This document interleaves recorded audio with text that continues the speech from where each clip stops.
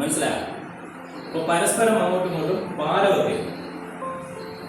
ഇപ്പോ ഒരു സർവീസ് സെന്ററിൽ നമ്മളിപ്പോ ഒരു സെറ്റ് വന്നു കഴിഞ്ഞാൽ ഹീറ്റ് ആക്കാണ്ട് ഒന്നും ചെയ്യാൻ പറ്റില്ല. ഫ്ലെക്സിറ്റി ഹീറ്റ് ആക്കാണ്ട് നമുക്ക് ചെയ്യാൻ പറ്റില്ല. IC വർക്ക് ആയാലും അല്ലെങ്കിൽ ഷീൽഡ് ഊരാണ്ട് അതിന്റെ കംപ്ലൈന്റ് നോക്കാൻ പറ്റില്ല. ഇവന്ന് ഷീൽഡ് ഊരിയിട്ട് കംപ്ലൈന്റ് നോക്കുമ്പോൾ തിരിച്ച് ഫിറ്റാക്കണമെന്നില്ല. തിരിച്ച് ഫിറ്റാക്കാനാവില്ല. ഷീൽഡ് ഊരി കഴിഞ്ഞാൽ പിന്നെ ഷോർട്ട് ആവാനുള്ള ചാൻസ്. അതുകൊണ്ടാണ് ഷീൽഡ് തിരിച്ച് ഫിറ്റാക്കുക. ഫ്ലെക്സിലാണ്ട് യാതൊരു പരിപാടി നടക്കില്ല അല്ല. അപ്പൊ ഇങ്ങനെ കസ്റ്റമറോട് ഇത് ഉള്ളിലൊന്നുമില്ല അല്ലെങ്കിൽ എല്ലാം പരിപ്പായി കണ്ടിന്നുള്ള രീതിയിൽ പറഞ്ഞു കഴിഞ്ഞാൽ കസ്റ്റമർ വിചാരിക്കും ഈ ഷീൽഡ് എന്ന് പറയുന്ന വലിയ കാര്യം അല്ലെങ്കിൽ കപ്പാസിറ്റർ തട്ടിക്കളഞ്ഞു കഴിഞ്ഞാൽ അത് വലിയ എമൗണ്ടിന്റെ സാധനം അങ്ങനെ വരും. അത് ഡാമേജ് ആയ സാധനം ഷോർട്ടായ സാധനം തട്ടിക്കളയും. അത് സ്വാഭാവികം. നിങ്ങളായാലും ഞാനായാലും പിന്നെ ഷോർട്ടായ സാധനങ്ങൾ ഒഴിവാക്കി. വേണ്ട ഏരിയ ആണെങ്കിൽ അത് റീഫിക്സ് ചെയ്യും. വേണ്ടാത്ത ഏരിയ ആണെങ്കിൽ ഒഴിവാക്കി. അങ്ങനെയാണ്. അപ്പോ ഒരു കാരണവശാലും നിങ്ങൾ ഇവിടുന്ന് കഴിഞ്ഞു പോകുന്നത് നിങ്ങള് പിന്നെ വേറെ ടെക്നീഷ്യൻ പാര വെക്കും. കാരണം അവനും ടീച്ചിങ് അല്ല. അപ്പൊ എക്സാം കഴിഞ്ഞു. ഇനിയിപ്പോ സർവീസ് സെന്റർ ട്രെയിനിങ് 1 മാസം കഴിഞ്ഞിട്ട് അടുത്ത സർവീസ് സെന്ററിലേക്കുള്ള യാത്രയായിരിക്കും അല്ല. അപ്പോ ഇനി പേരൻസിന്റെ ക്ലാസ്സുകൾ മനസ്സിലാവാത്തതുണ്ടെങ്കിലോ അല്ലെങ്കിൽ ബാക്കിയുള്ള കാര്യങ്ങൾ നിങ്ങൾക്ക് ലൈഫ് ലോങ് സപ്പോർട്ടാണ്. എന്റെ നമ്പറിൽ വിളിച്ചു കഴിഞ്ഞാൽ ഏത് സമയത്തും വർക്കിംഗ് അവേഴ്സിൽ നിങ്ങൾക്ക് എന്ത് ഡൗട്ട് ഉണ്ടെങ്കിലും ഞാൻ ക്ലിയർ ചെയ്ത് ലൈഫ് ലോങ് സപ്പോർട്ടാണ്. ഓക്കെ. പിന്നെ നമ്മൾ കസ്റ്റമർ അയാൾ എന്ന് പറഞ്ഞാൽ അയാൾ വിശ്വസിക്കും. അപ്പൊ ഇത് കസ്റ്റമർക്ക് ഒരു കൺഫ്യൂഷൻ ഉണ്ടാവും. നിങ്ങളെ ഒരു വാല്യൂ ഉള്ളതായി തോന്നും. നമ്മളെ ഏത് സിറ്റുവേഷനിലും ഒരു വാല്യൂ ഉള്ളതാക്കി കാണിച്ചു കഴിഞ്ഞാൽ എന്ത് ചെയ്യാൻ പറ്റും? നമുക്ക് കൂടുതലായിട്ട് സാലറി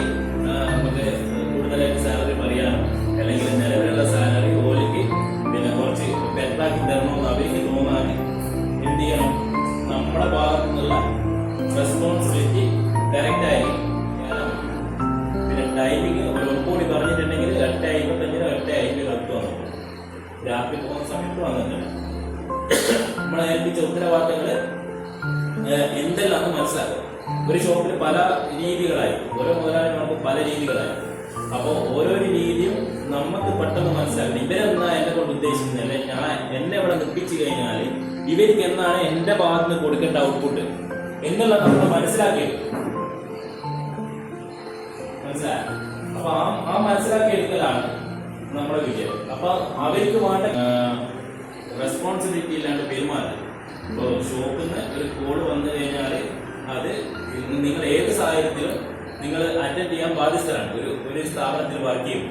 കാരണം ആ സ്ഥാപനത്തിൽ വേറെ ചിലപ്പോൾ നിങ്ങൾ വാങ്ങിച്ചൊരു സെറ്റിന് കസ്റ്റമർ വന്നേക്കും. അതിന്റെ കാര്യങ്ങൾ ചോദിക്കാനായിരിക്കും നിങ്ങളെ വിളിക്കുന്നുണ്ടാവും. നിങ്ങൾ വിചാരിക്കുന്നത് ഞാൻ ലീവ് പറഞ്ഞാൽ ഇതിനെ പിന്നെ എന്നെ വിളിക്കുന്നത്.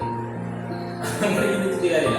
കോൾ അറ്റൻഡ് ചെയ്തിട്ട് കാര്യം ചോദിക്കുക, എന്താ വിഷയം എന്നുള്ള കാര്യം ചോദിക്കുക, അതിനുള്ള റെസ്പോൺസിബിലിറ്റി കാണിക്കുക.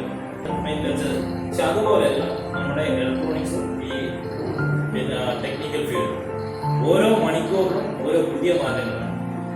ആ പുതിയ മാറ്റങ്ങൾ നമ്മൾ പഠിക്കുമ്പോഴാണ് എന്താകുന്നത്? നമുക്ക് വാല്യൂ കൂടുന്നത്, സാലറി കൂടുന്നത്. ഈ കോഴ്സ് കഴിഞ്ഞു കഴിഞ്ഞാൽ നിങ്ങളത് ഞാൻ പറഞ്ഞത് ഒരു ദിവസം 1 മണിക്കൂറെങ്കിലും ഇത് പഠിക്കാൻ വേണ്ടി മാറ്റി വെച്ചിട്ടില്ലെങ്കിൽ നമ്മൾ ബേക്കോട്ടാണ്. അപ്പോൾ ബേക്കോട്ടാണ് നമ്മുടെ സാലറി ബേക്കോട്ടാണ്. സാലറി ബേക്കോട്ടായി കഴിഞ്ഞാൽ കാര്യം. പക്ഷേ നിങ്ങൾ അപ്ഡേറ്റഡ് ആണെങ്കിൽ ഓരോ മണിക്കൂറും നിങ്ങൾ ഇതിനായിട്ട് ഇൻവെസ്റ്റ് ചെയ്ത് പഠിക്കാൻ തയ്യാറാണെങ്കിൽ നിങ്ങളെ അറിവും നിങ്ങളെ കഴിവും വർദ്ധിക്കുന്നതാണെങ്കിൽ നിങ്ങളെ ഓരോ മണിക്കൂറും നിങ്ങളെ അറിവ് എന്ത് ചെയ്യുക? ക്യാഷ് ആയിട്ട് കൺവേർട്ട് ചെയ്യണം. നമുക്ക് എന്താ അറിവ്, ആ അറിവ് വെച്ചിട്ട് ക്യാഷ് ആയിട്ട് കൺവേർട്ട് ചെയ്യണം.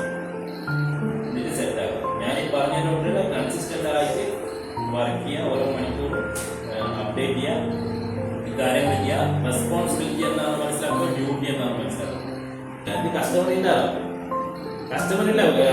പിന്നെ ഞാൻ എന്ത് ചെയ്യാനാന്നുള്ളത് ഒരു ആറ്റിറ്റ്യൂഡിൽ നിൽക്കാൻ പാടില്ല. ഷോപ്പിൽ കച്ചവടം ഇല്ലെങ്കിൽ ഇങ്ങനെ വീഡിയോ കണ്ടു കുത്തിഞ്ഞു കഴിഞ്ഞാൽ മുതലാളി